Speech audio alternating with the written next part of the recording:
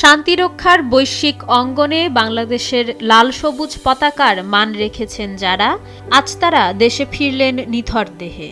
গত ১৩ ডিসেম্বর সুদানে জাতিসংঘ শান্তিরক্ষা মিশনে সন্ত্রাসী হামলায় প্রাণ হারান ৬ বাংলাদেশি শান্তিরক্ষী সেনা সদস্য।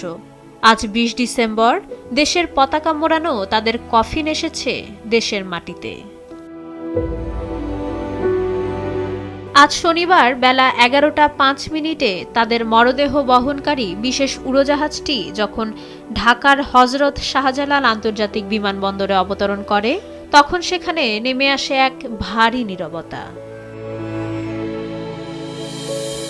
নিহত শান্তিরক্ষীরা হলেন নাটোরের কর্পোরাল মোহাম্মদ মাসুদ রানা, কুড়িগ্রামের সৈনিক মোহাম্মদ মমিনুল ইসলাম ও সৈনিক শান্ত মণ্ডল, রাজবাড়ীর সৈনিক শামীম রেজা, কিশোরগঞ্জের মেস ওয়েটার মোহাম্মদ জাহাঙ্গীর আলম ও গাইবান্ধার লন্ড্রি কর্মচারী মোহাম্মদ সবুজ মিয়া।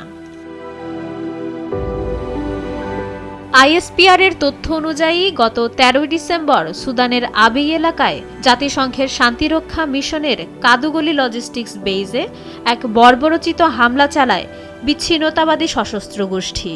ঘটনাস্থলে নিহত হন বাংলাদেশের ৬ শান্তিরক্ষী।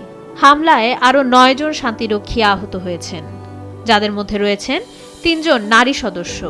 তারা বর্তমানে কেনিয়ার নাইরোবির আগা খান ইউনিভার্সিটি হাসপাতালে চিকিৎসাধীন। তাদের অনেকেই এখন শঙ্কামুক্ত, কেউ কেউ চিকিৎসা শেষে হাসপাতাল ছেড়েছেন। যে মানুষটির ফিরে আসার কথা ছিল হাসি মুখে, আজ সে ফিরল পতাকায় মোড়া কফিনে। পরিবারের একমাত্র উপার্জনক্ষম ব্যক্তি বা প্রিয় সন্তানকে হারিয়ে গ্রামগুলোতে এখন কেবলই শোকের মাতম। কোনো সান্ত্বনাই যেন মুছতে পারছে না স্বজনদের চোখের জল। মাইশা মালিহা, সময়ের আলো।